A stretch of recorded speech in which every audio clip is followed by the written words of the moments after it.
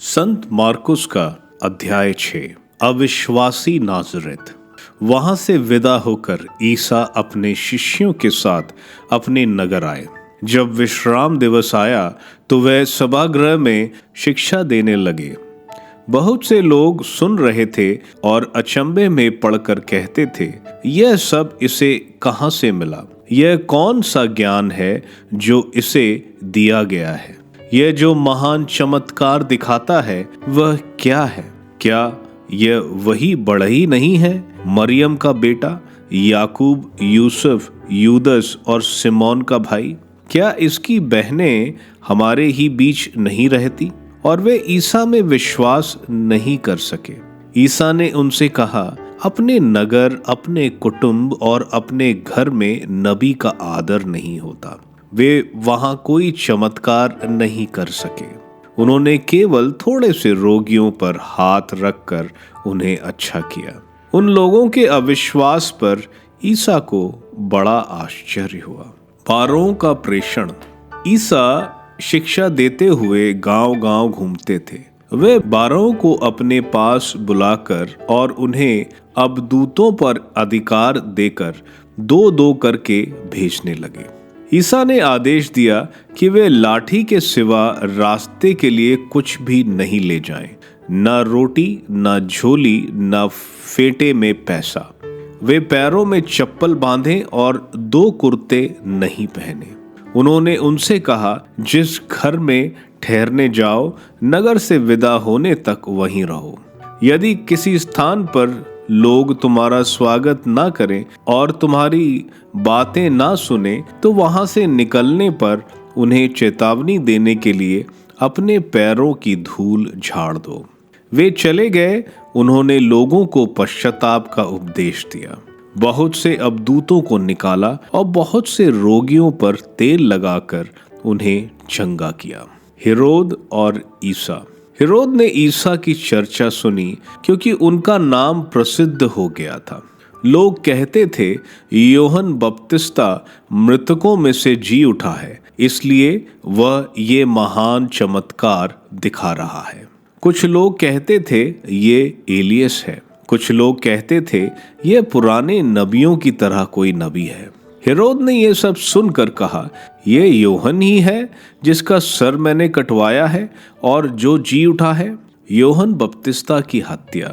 हेरोद ने अपने भाई फिलिप की पत्नी हेरोदियस के कारण यूहन्ना को गिरफ्तार किया और बंदी गृह में बांध रखा था, क्योंकि हेरोद ने हेरोदियस से विवाह किया था और यूहन्ना ने हेरोद से कहा था, अपने भाई की पत्नी को रखना आपके लिए उचित नहीं है। इसी से हेरोदियस यूहन्ना से बैर करती थी और उसे मार डालना चाहती थी, किंतु वो ऐसा नहीं कर पाती थी, क्योंकि हेरोद यूहन्ना को धर्मात्मा और संत जानकर उस पर श्रद्धा रखता और उसकी रक्षा करता था। हेरोद उसके उपदेश सुनकर बड़े असमंजस में पड़ जाता था, फिर भी वह उसकी बातें सुनना पसंद करता था। हेरोद के जन्म दिवस पर हेरोदियस को एक सुअवसर मिला। उस उत्सव के उपलक्ष्य में हेरोद ने अपने दरबारियों, सेनापतियों और गलीलिया के रईसों को भोज दिया। उस अवसर पर हेरोदियस की बेटी ने अंदर आकर नृत्य किया और हेरोद तथा उसके अतिथियों को मुग्ध कर लिया। राजा ने लड़की से कहा, जो भी चाहो मुझसे मांगो, मैं तुम्हें दे दूंगा। और उसने शपथ खाकर कहा, जो भी मांगो, चाहे मेरा आधा राज्य ही क्यों ना हो, मैं तुम्हें दे दूंगा।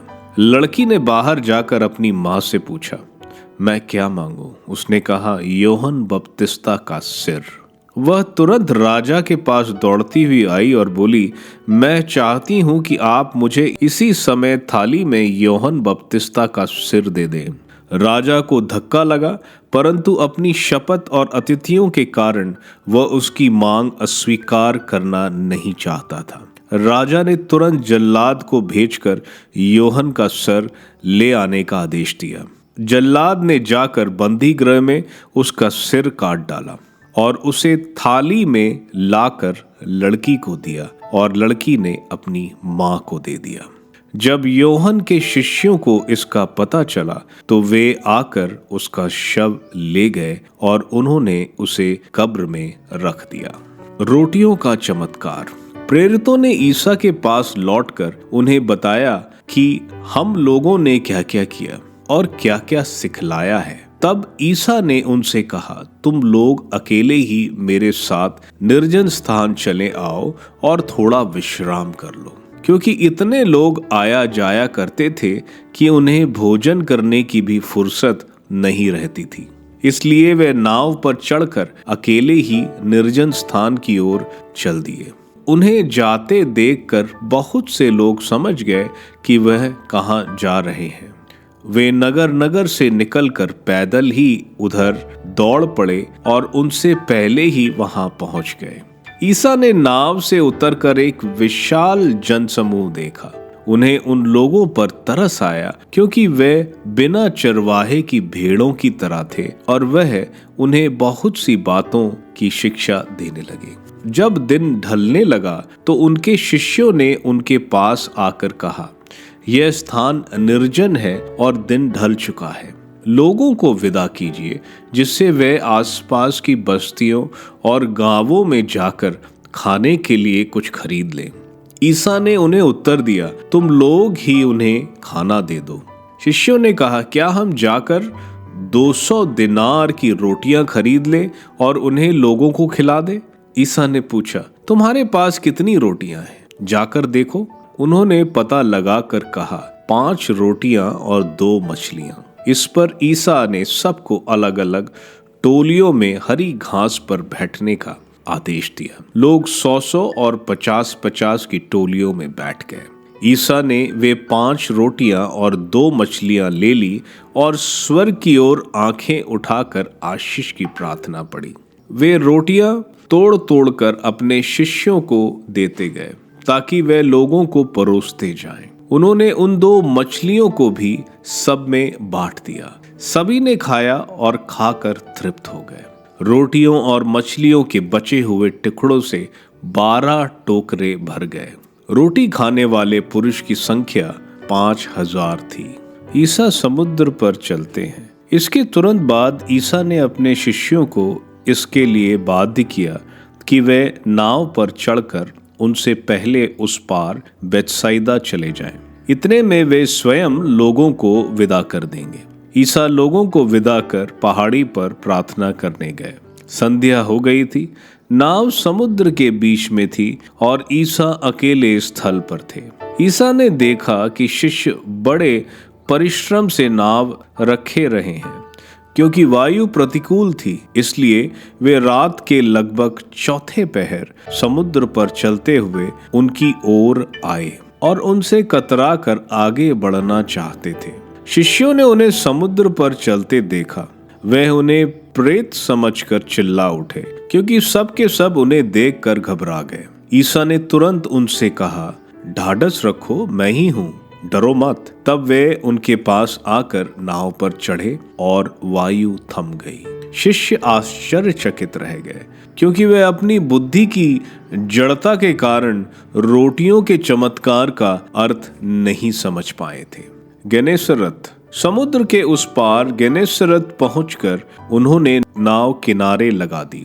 ज्यों ही वे भूमि पर उतरे, लोगों ने ईसा को पहचान लिया और वे उस सारे प्रदेश से दौड़ते हुए आए। जहां कहीं ईसा का पता चलता था, वहां वे चारपाइयों पर पड़े रोगियों को उनके पास ले आते थे। गांव, नगर या बस्ती जहां कहीं भी ईसा आते थे, वहां लोग रोगियों को चौकों पर रखकर अनुनय विनय करते थे कि वे उन्हें अपने कपड़े का पल्ला भर छूने दें। जितनों ने उनका स्पर्श किया वे सब के सब अच्छे हो गए।